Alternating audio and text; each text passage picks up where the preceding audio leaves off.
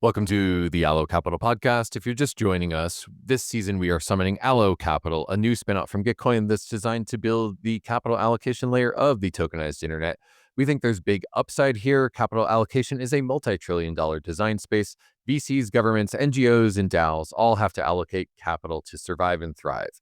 But it's also a place we can start small. Every time you spend money, you are allocating capital. We are threading a through line, partnering with builders, researchers, and funders to figure out what on-chain next generation capital allocation looks like, building it on-chain. If you want to learn more, you can visit our website at allo.capital, where you can download the Allo books for free, play with some of our dApps, join the Telegram, or participate in the DAO. All right. Today, our guest is Tomas, the founder of Nethermind and co-executive director of the Ethereum Foundation. Tomas was appointed as co-executive director in March 2025 with HWW. Together, they focus on scaling Ethereum's layer one, integrating the data blobs, and enhancing the user experience of Ethereum. Tomas also is known as the founder of Nethermind, a leading Ethereum execution client known for its performance and stability. Under his guidance, Nethermind has become integral to Ethereum's infrastructure. And in May 2025, he co-founded Lantern Capital, a venture capital firm focusing on early-stage investments in AI and blockchain, bridging traditional venture capital with emerging technology. I'm also joined on this episode by my co-founder and co-host, Rena O'Brien. And together we talked to Tomas about the Ethereum Foundation, the Ethereum ecosystem. Where is it going? Where is that roadmap going to lead us? What does Tomas think of the app layer? What does he think is missing in the app layer? How can we better support builders? How can we solve Ethereum's biggest problems as a network of capital allocators? And I think this is a really interesting episode to get inside the new co-ED of Ethereum Foundation's head on where things are going and how the Gitcoin, Allo Capital, and Ethereum ecosystem, the network of builders and talented doers, thinkers, and impactors can help the Ethereum ecosystem. So I think you're going to enjoy this episode with Rena and Tomas.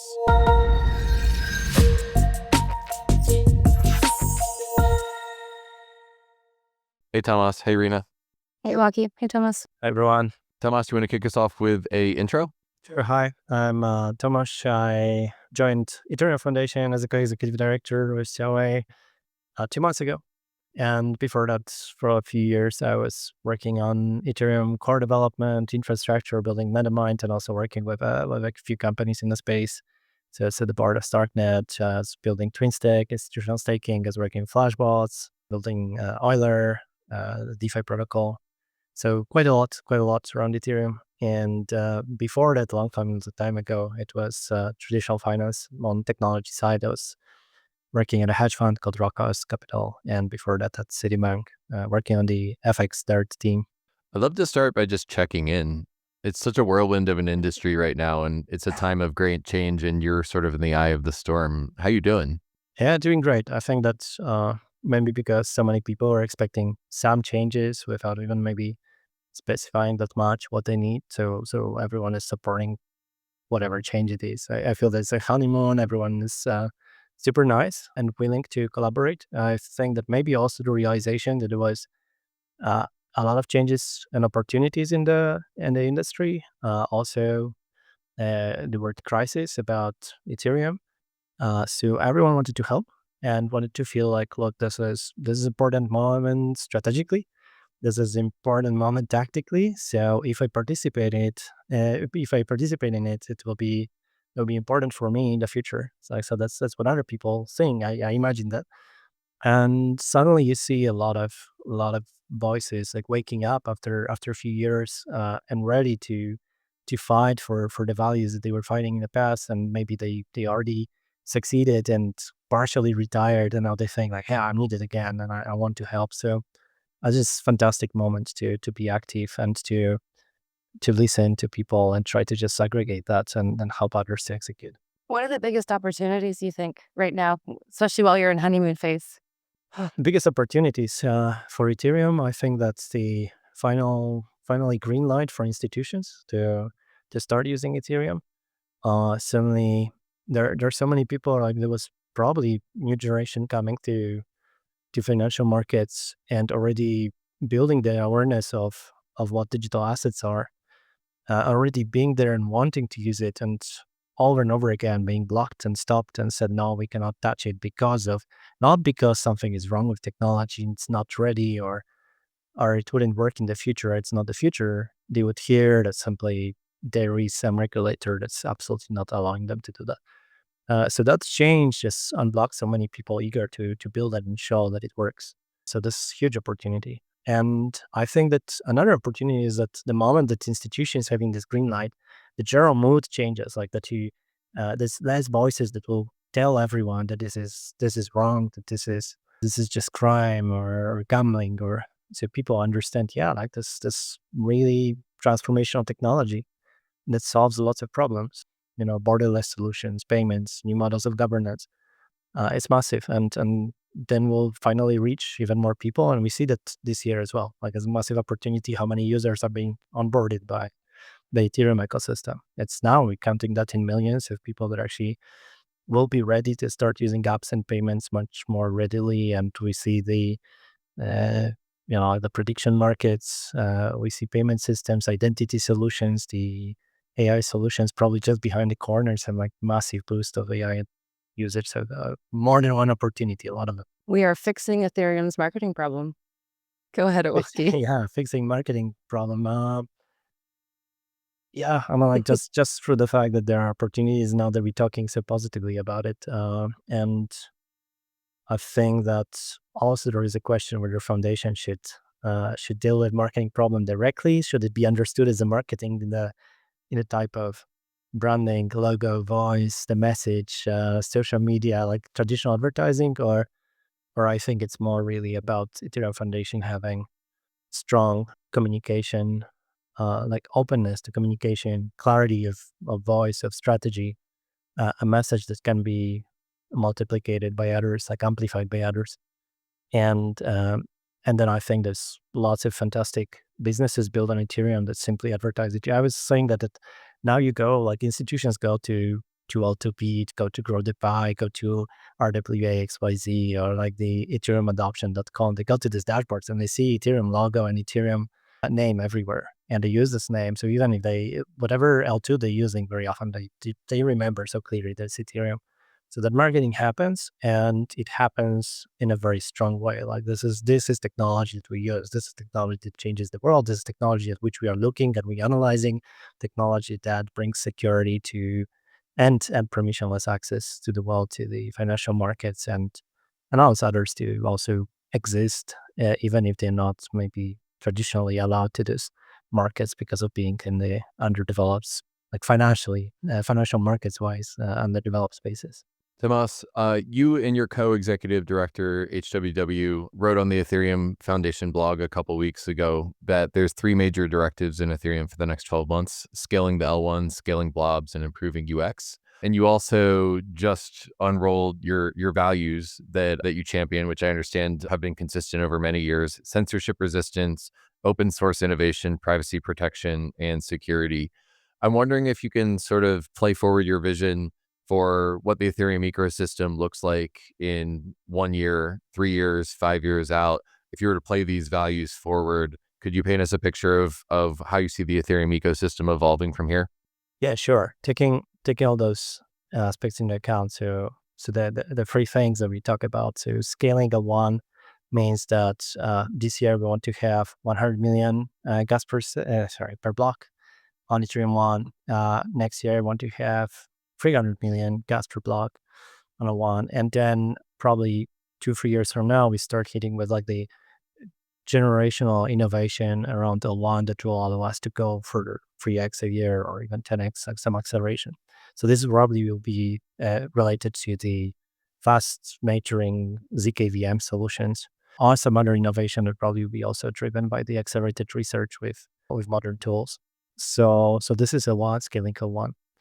And what it will enable, it will be correctly, I expect that in the long term, whatever we do with L1, it will always operate at the target block size, which means that block space will be used. That's the value of Ethereum, that it's now like increasing with the adoption in institutions, by institutions in financial markets, by adoption on identity systems, probably return of NFTs in the formats of like some very, very advanced next generation metaverse, for example, like new forms of art.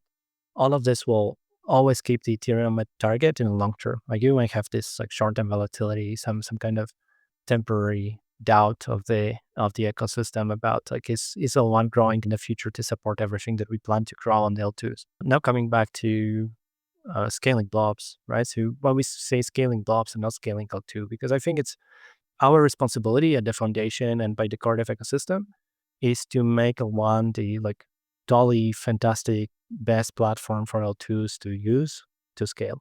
So it's really their responsibility to scale L2s, and very often they'll just borrow the scaling ideas that we deliver for L1. It's very often the same client, same EVM, same ideas. So they have it for free. So we innovate by scaling L1, we innovate for L2s as well.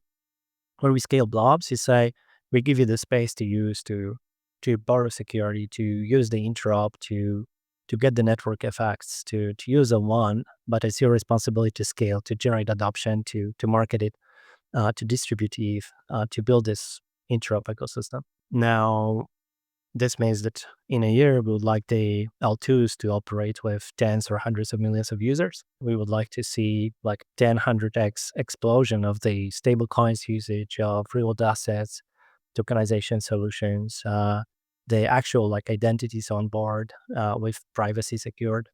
All of this happening on the L2s, while L1 always processing everything that's most valuable and like anchoring the value like through minting the tokens on L1 before moving them out to if this is of high value. And the third thing was interop and UX. So as we succeed with the L2s L1 scaling, then all of this is just, it will be a nightmare if we don't solve the problem of the interop, that it feels like one ecosystem, because we'll still have this, we would have this tension that maybe something doesn't look good in the wallet, and maybe it doesn't really feel like one chain.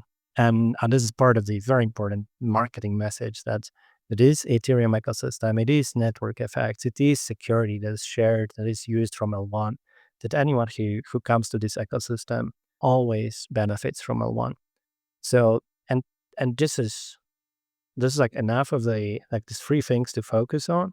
That is extremely challenging, but I think we have extremely talented people on the research side, on the engineering side in Ethereum. And it's not only quality, but also numbers. And this is like number of independent organizations that improve, develop L2s, L1s, execution clients. Sure, there's also compliant. There's too many of them.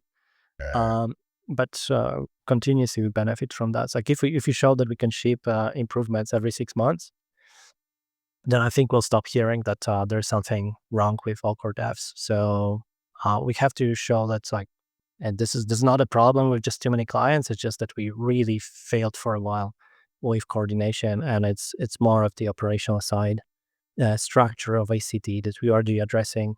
Team posted blog posts and proposals on what to fix. And general, the willingness to win is just fixing all of this. I think it's interesting that the three major directives are very much at the protocol layer, sort of the infrastructure layer. How do you see the app layer co-evolving as y'all are shipping upgrades to the infrastructure layer every 6 months? Sure. I think that the first of all, we think that Ethereum Foundation really has to show that it takes care of the protocol. And why for the protocol? Because whenever I was thinking about what apps need the most, probably this is it, like the really good UX, the scaling, and the expectation, like this very lots of confidence that everything will be good with the protocol. So they can very safely choose Ethereum ecosystem to build on, right? So if you sort it, this is super important. Now, if you sort it in a way that you don't listen to the apps and start doing something with the protocol that they don't need, that they will not use, then it's a problem. So refocusing protocol changes, like if you is like scaling L1, apps want it because it also delivers the scaling of L2s, scaling blobs, like the scale, the transaction cost, and interop UX. It says, yeah, this is the best ecosystem to build on. Now, we also rebuilding in the Ethereum Foundation the EcoDev, like ecosystem development cluster. So we do a bit of restructuring, thinking that also the function of that ecosystem development cluster has to be related to those three goals, but focused on the developers, founders, builders, going through the path that's like from being interested in Ethereum protocol all the way to deploying apps and succeeding there. And then we start tracking it by like measuring results, tracking quarter and quarter the improvement. And before we build that machinery, there might be some time. Hopefully, you compress it to 2 weeks. If you're enjoying this episode, please check out the remainder of the episode on the feed hosted at allo.capital. You must be a allo.capital patron NFT holder to hear the rest of the episode. Allo.capital patron NFTs give you access to the Alluminati, which is a private community that has access to the Allo DAO's evolution, novel capital allocation, intelligence, and research like this episode, like this podcast, and also research reports that we are publishing at allo.capital, and early access to builds and other innovations in the Allo community. Thanks for listening. If you want to hear the rest of the episode, check it out at allo.capital. Peace and love.